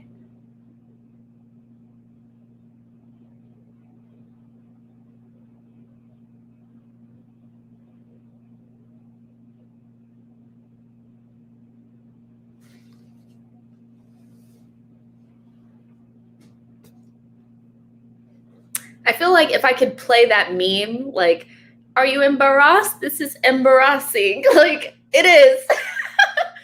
What? First of all, Gosens, let's just talk about him for a second. What the heck? Amazing. He got in the air. And again, what's happening? They are double teaming and creating overloads on that right-hand side for Portugal. And Semedo keeps getting sucked in, and whoever's playing on the side with him does not track Gosens, and it's just so obvious. It's so obvious. I hate when things are obvious. But good for Germany. Germany needed to get a result, and this is a very, very good result for them. They deserve it 110%. Gosens is definitely man of the match, definitely deserves everything, because that is good wing-back play from him, creating chaos, for the other team, ghosting into the box and making the right back make a decision. And again, Semedo is not good at sensing danger. They're not talking back there. If it's just Havertz and just Gosens, why can't they mark? Like, I don't understand it. They're not talking. And no, bringing in Halstenberg and Emre Can is just them solidifying the game now. They don't have to worry now. They're finished. It's done. I like the Germany kit, by the way. Oh, funny story about Gundawan, or like a funny thing about me is, it's not a funny thing about me, but something that I like doing in my like spare time. Not my spare time, it's like when I'm bored, is I'm very good at spotting if a player has had plastic surgery, like really good at it. It's like a unique skill that has no real, like, it doesn't mean anything. But like Gundawan has had a nose job, and I wonder if anybody else notices it but me. But sometimes I'll go and like see what kind of work they got done, and it's amazing how good the work is. You know, it's just a sidebar, but I do like kind of seeing how they've changed, like, and how they get their little plastic surgery. I mean, talk about women, the guys in this game, they get plastic surgery too. And if you Google Gundawan, Google his nose job because he's had one. Let's see. Portugal proving that defensively they can be got at. Yes, they can. When you have Semedo there who cannot figure out where the danger is and they're not talking, it's not like Germany has so many players up there. They're not, I don't know if they're not communicating or what, but Semedo keeps getting sucked in and leaving the wing back free. And because it's happened 4 times, it leads me to believe that they're not really communicating back there, because he's getting into the box. So either the right midfielder or the right forward needs to come back and track back, which Bernardo hasn't done it, Ronaldo Sanchez hasn't done it, and Rafa Silva has not done it. Or Semedo needs to stay on the wing back, and Pepe and Ruben Diaz need to talk. Rawinder says, I said it, Germany taking this game, they might win the Euros. I had them coming second in the group. I told you guys that I said Portugal would come first. Yeah, Matinho. What's this? I had Portugal coming first in the group, which I still think they may be able to do if they beat France, but Germany to come second in the group. That's what I had planned. We'll see. Now it's all up in the air now.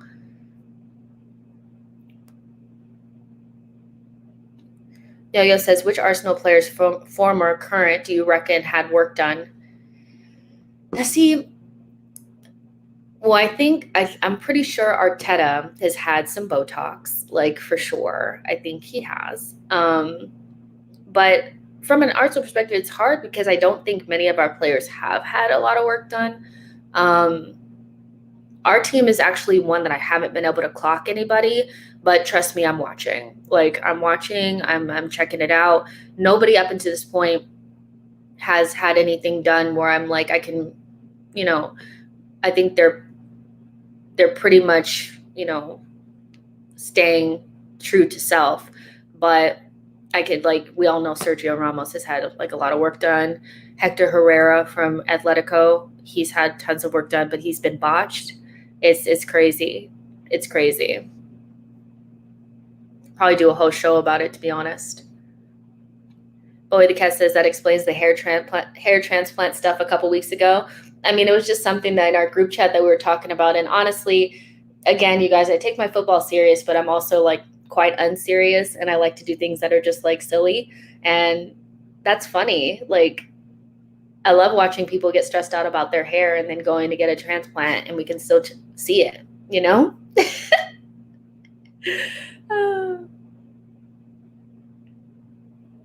Gabrielle's teeth. Yeah, those really glowing teeth. Yeah. Alan Smith had a nose job. So interesting. It interests me.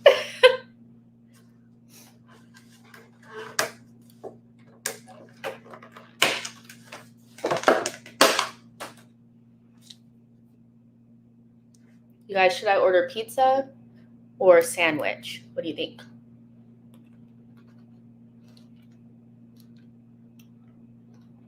That's in. That's in. This is a high-scoring game. It was so, like, easy. Game on. Yep, onside. Nothing to worry about there. Rudiger, what are you doing? What's happening? 20 minutes to make this interesting, even more interesting. You guys imagine Portugal gets the next goal? Imagine. Ronaldo, we know, has had tons of surgery. He's had so much Botox. It's crazy. What are they doing? There's no offside. What are they checking? What are they checking? What? Oh, hell no.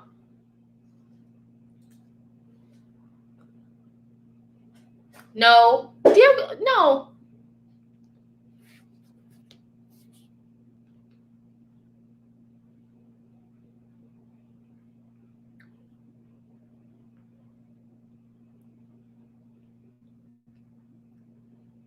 Goal stands. I don't know what they were looking for. Okay, Portugal needs to get the next goal to make this very interesting. I need a hectic last 10 minutes. I do. I need it in my life. Isn't this a good game? That was your score, wasn't it? How'd you know? Germany will leave the group soon. It counts. Yes, it does. 6 goals already. I think it's the most goals in this Euro. This is such a good game. Colin says, Jota just did his hair with that cross. Portugal need to get the next goal. Glenn says, pizza anytime with pineapple on top. Yo. Pineapple on top of the pizza? Nah. I mean, I've had it before and it was okay, but I still thought it was like, do I really want like sweet stuff on my pizza? No. Come on.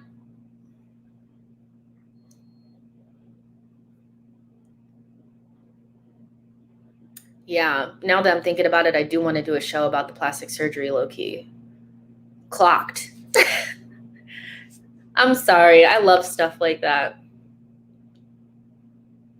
Sometimes it's hard to tell because they'll, get a beard or something like that. But like even like with Ronaldo, like you could just tell like his stuff is tight. Like that's definitely from some unnatural pulling from behind the ears and stuff like that, Okay, cooling break. Is something happening we haven't seen João Felix yet. Let me see. Yeah, João Felix. But he's still young. You know what I mean? So, but we haven't seen him play yet. Let's see. Austin says Jess would be a great soccer mom. Love the energy. I mean, my mom was like the best soccer mom ever. Like, if I would get fouled, she'd be like, come on, ref. Like, if I did something, she would act like she didn't see it. So she was always on my side. I could always hear her. So I would definitely be that same type of like crazy soccer mom. I love it. But any type of mom, like even if they were in ballet, I'd be a ballet mom and I'd be on the side like, come on, play. Get that play. Lone Star says soccer mom, yeah. Colin says Canadian bacon and pineapple Hawaiian pizza, yummy. Y'all are weird. Y'all are weird. João Felix is injured. Okay, so he's not even, yeah. Smith Rowe did an interview with Gaffer. Really? I have to check that out. I love Smith Rowe. So much. Chelsea fans hate Smith Rowe because he's been bopping them.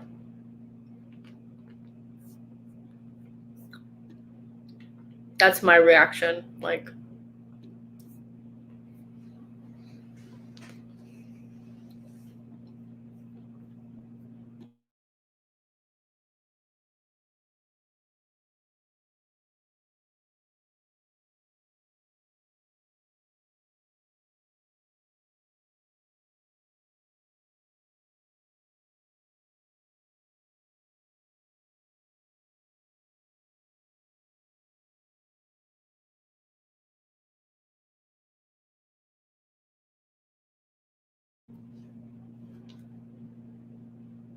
Okay, it looks like Goretzka is going to come on. And Sula. Interesting.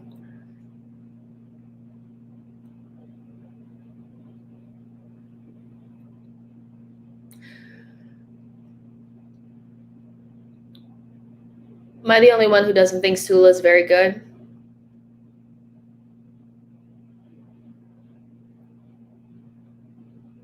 Okay, so they're definitely trying to batten down the hatches now. Kai Havertz coming off. He had a very, very good game. Very stark difference to the last game that they played against France. He was much more involved and a lot more aggressive in everything that he was doing. I thought he was very casual against France, whereas he was very engaged in this match, and that just shows what he can do when he's actually engaged. I thought he had a really good game. Obviously, Gosens should be the man of the match, but I don't think Havertz is that far behind. And I also think Gnabry's had a very good game. They've made all the difference, and those are all very pretty young players too, which I like.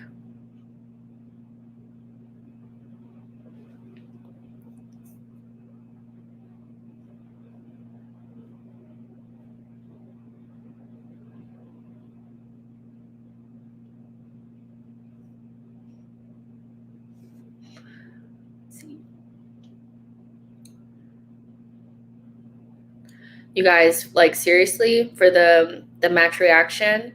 So right after this, I'm doing a match reaction. It's not going to just continue on. We're going to stop this and go to the match reaction. So the link will be I can put the link in here in just a second if you guys just want to hop on over there after. But yeah, we got to talk about Bruno Fernandes. He's very much so a ghost in this game. And the way I want to do it is because I can't do player ratings, which is what I'd like to do, but you'd have to do it for both teams. What I'm going to do is we're going to use kind of Arsenal Vision's structure and do kind of a stock up and a stock down and that kind of thing. We'll pick a couple and just kind of talk about the key moments of the match, key players and things like that. And so, yeah, and that'll be it until 10 p.m. UK time. We'll do the show about Andre Silva. Rudiger.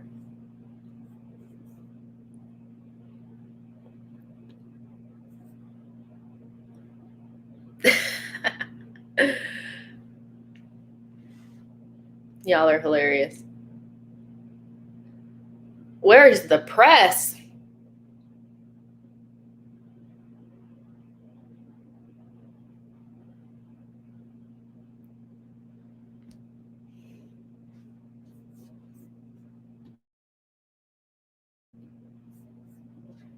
Yeah, we need that next goal to create the chaos. Let's see. Summit to do says, whereabouts in the States are you, Jess? Los Angeles, California. Soccer is a naughty word, I believe. So I wanted to do a video on this, but I may not do it. I'll just tell you guys that soccer is not an American word. It's actually a word used for football before they started calling it football. And so Europeans actually called it soccer, and it's not something that Americans created. So I'm not sure if you guys know that or not. But there are videos on it, and there's actually a clip that Tom Leaning sent me the other day that had the announcer for one of the old Scotland games, back in the day, saying it's time for the soccer match. So, yeah, Sanchez is very good. So, just got to let you guys know that. Sanchez is very good. The thing is he can't stay fit, but he's still quite young. He's 23-ish years old, so he still has a lot to go. And for maybe not this window, because we obviously need to build on our foundations. I don't think Renato Sanchez is a foundational type of player, but with our connections with Lille, that's a player that I would like to see us maybe bring in if he could stay fit, because I think he's an elite ball progressor. He's very technically sound, and he's still young enough where if he can get to another team, and really build up his stock, he's somebody that you could probably sell for big when he gets into his prime age. So maybe not this window, but the next window, if you have like a base of, Neves and Thomas Partey, Lakanga, this nucleus of midfielders with, a Madison and Emile Smith-Rowe, I think adding somebody like a Renato Sanchez in that group would be really nice, once like an El Neni leaves or something like that. Kendrick Lamar all day, every day. Like, what is this question? J. Cole is amazing, but Kendrick Lamar all day, every day. An LA girl, Colin says, "Ow, educate me, Jess. I've never heard that before." I'll share the clip later on Twitter where the Scottish announcer, and like the game was in black and white, like that's how old it was, saying it's time for the soccer match. It's very like an unknown fact. It's something that I think people assume that Americans were like, well, we want to play the sport, but we're going to call it something else. It was originally called soccer. Yo-yo Lakers. The reality is that needed to go in, didn't it? Oh man. Yeah, I would take Renato Sanchez at Arsenal if he can stay fit. But Lakers, the only thing is just I became a lot less interested in the Lakers once that the generation of Shaq and Kobe and Ori and Derek Fisher and Lamar Odom, kind of disintegrated, and I stopped watching Lakers altogether when Kobe died. It hit me very hard, not gonna lie. Robert said, it's just strange American football when they hardly kick it. It should be called American handball. Yeah, I mean, I'm not going to even pretend to understand what American football and the history of it because I don't really watch it. But yeah, in Europe, y'all were calling it, in the UK, y'all were calling it soccer before you were calling it football too. This is not a sneaky good game, but better than I thought it was going to be. I thought it was going to have way less goals.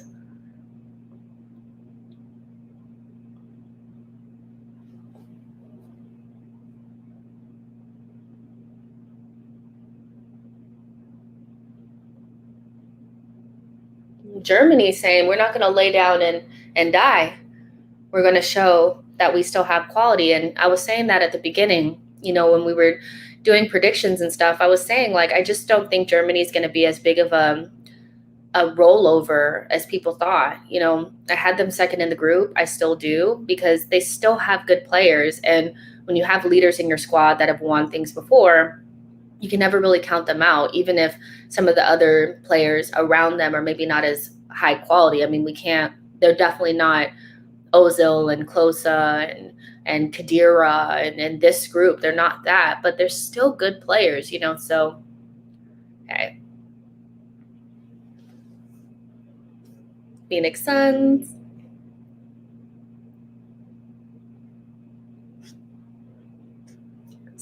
American steroid ball.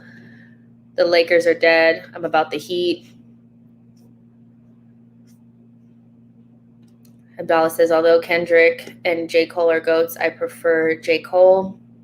Okay. I think sometimes it has to do with, do they talk about things that you know about? And Kendrick Lamar just kind of speaks to me and very LA lifestyle, LA culture, things that we know about. Same thing with like Nip, obviously RIP Nipsey Hussle, but there's just something about West Coast rap and like feeling connected to the music. So for me, it's Kendrick. I think he's a lyricist and a poet in his own right, but there's just something about Kendrick Lamar, and I think it's about, feeling connected because of where we come from. Yeah, I need to order some food. I'm starving. Grapes aren't enough. They're just not enough.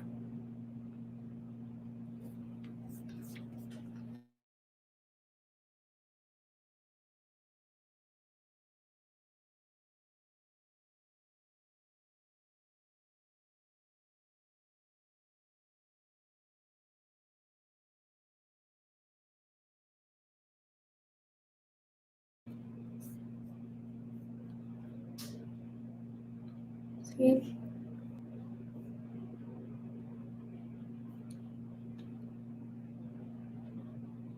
Goretzka missing a sitter.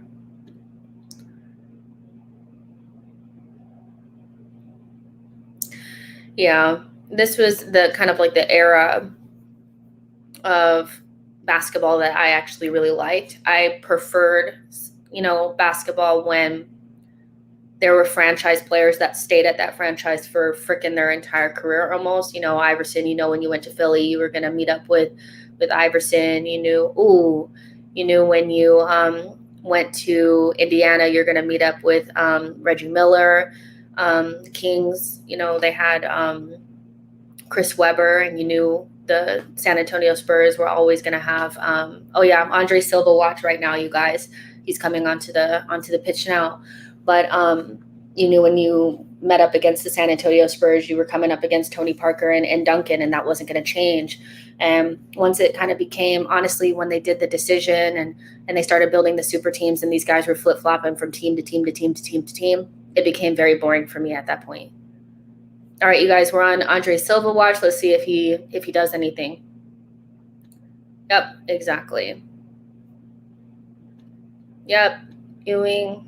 Yeah, that was when I was more into it. I just can't get into it now.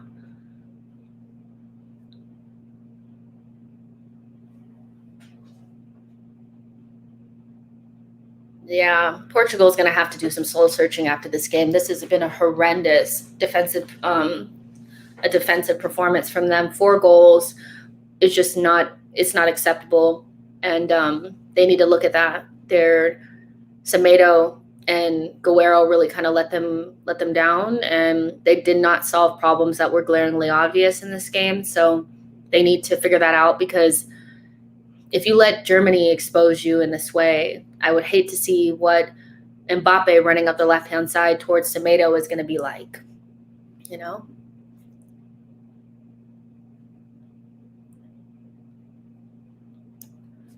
starving though, you guys. Like, I'm so hungry. Like, and I just don't have time to make food.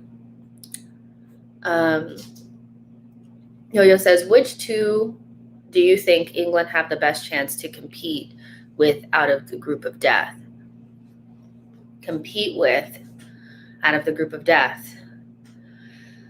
I think England are just that level below. Like, I think there's France, Portugal, Italy, this group here, and then you have like Germany, Netherlands, and Belgium just like one level below. Maybe, I don't think you could put Spain in that group. I think you put Spain and England in that same group, like just another level below. Not because they don't have the talent, but it's just not coming together. So I would say if they had to play against Portugal right now, well, the thing is that England does better when they don't have to have possession. So if they had to play against like Portugal, and Portugal was having a lot of possession and they could kind of sit in their box and sit deep and play on the counter, they'd probably get something out of the game. But I can't see them beating France. So I would say maybe against Portugal, if they defend horrendously like they have today, and Germany they could play up against for sure. But that's only if like things were clicking. It just doesn't feel like things are clicking with England right now. And it's weird. It's very weird. And the thing about it is like England can be on par with that top level group because of their talent level. But in terms of like what they're producing on the pitch, that's the only thing that I can really take account for. The game is not played on paper. On paper, they should be up there with France and Germany and those teams. But from what they're producing on the pitch, the way that they play, how slow they play, the lack of chances created, the lack of danger that they cause for the opposition, is, I mean, do you see England scoring 4 goals on this Portugal side? Not really. I don't think they could produce a performance like this, like Germany did. So that's just me. But again, I think the ceiling of England is very high, but the coach they're never going to reach the ceiling with the coach.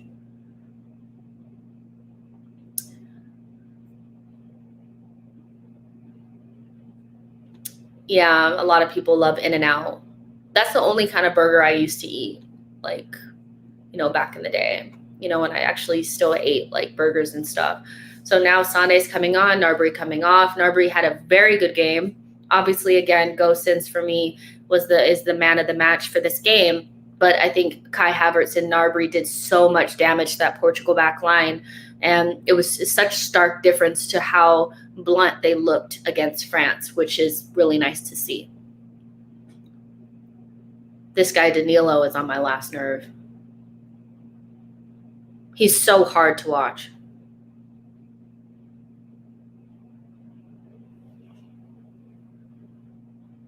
That's a nice flick. Do it. Semedo, you're so dead.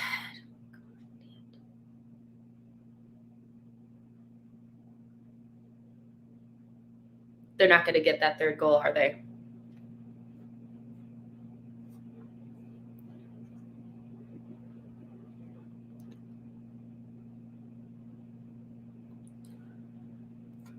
What was it, Glenn? Can you ask it again? Sorry, I missed it. Abdallah says, Jess, do you reckon Gnabry looks a bit like The Weeknd with his new trim and mustache? Yeah, he does. He does. Is this it? Oh.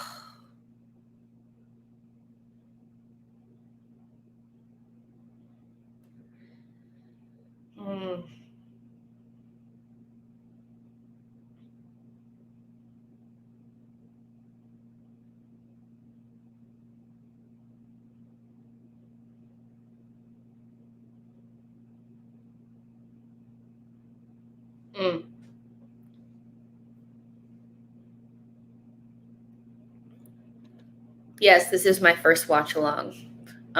We are troubleshooting for Arsenal games for next season.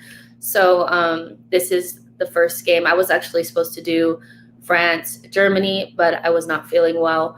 So, yep, this is my first watch along, and I'll be doing more of them. I just have to figure out which games, because actually I want to be able to watch them and do these at the same time. So I'll probably pick one game per game day maybe, but this is the first one, and it's a good one to choose for sure.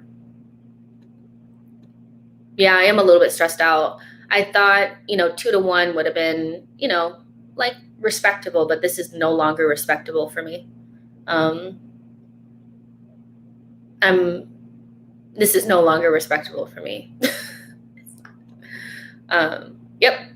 Not feeling good about this loss at all, because they have not addressed. Look at that. I'm going to pull his shorts off. Not addressing really obvious issues throughout the game and allowing a team to score basically 4 goals off of the same play is not acceptable, at this level. You have somebody like Pepe back there and Ruben Diaz, who should be able to organize their defense better and solve problems that the coach is not going to. So seeing that, are you actually going to go into the France game not acknowledging the right-hand side of the pitch? Not acknowledging that Semedo is going to get killed by Mbappe. So it is what it is.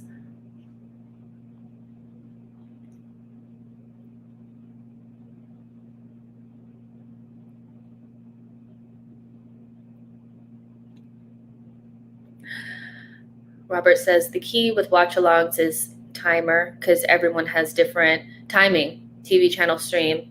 Yeah, it's true.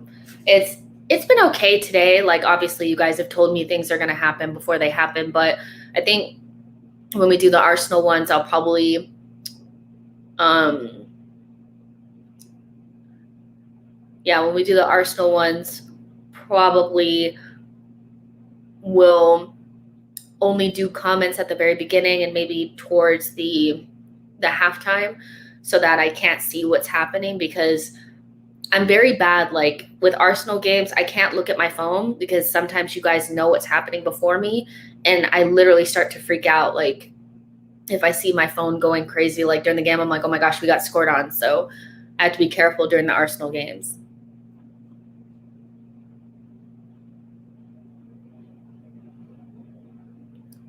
I don't know why coaches keep playing Semedo. I mean, I would not play him.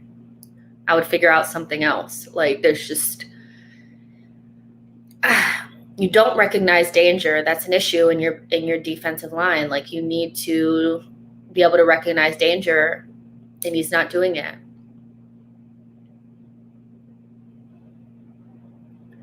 Ooh. That looked like that hurt for Mueller. Did he pull some shit? Is he okay?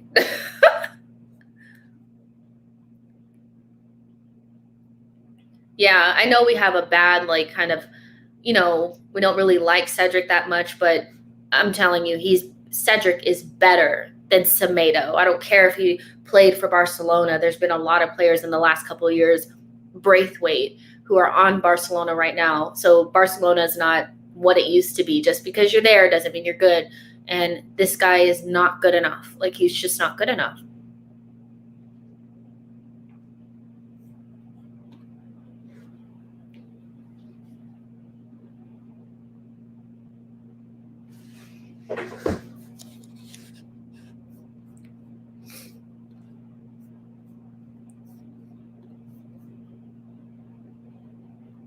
Oh,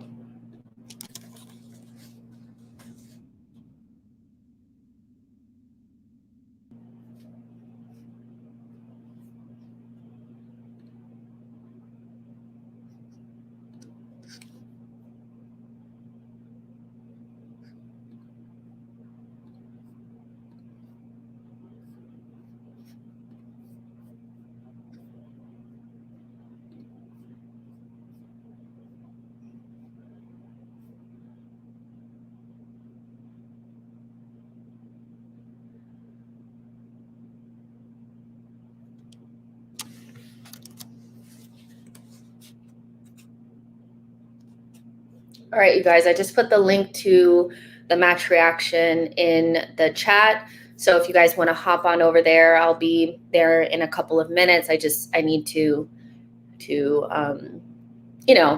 just maneuver some things around really quick. But yeah, you guys can come over there and we'll do our stock rising and stock falling, just kind of talk about the game and what went wrong and what this means for the group going forward, because now that Germany has won this game, I think it's very, very interesting. So I'll see you guys in a couple of minutes. Thank you guys so much. Like the video, subscribe to the channel. This was a lot of fun. I really enjoyed it. And yeah, so I'll see you guys in a couple of minutes. And if I don't see you guys for the match reaction, please come back for, the transfer listed show at 10 p.m. UK time. We'll be talking about Andre Silva. So yeah. Is it going to be Colin as well? I mean, if there's enough people on there, I have no problem making it into a Colin show. So, yep, I'll see you guys in a little bit. And yeah, take care of yourselves. Bye, guys.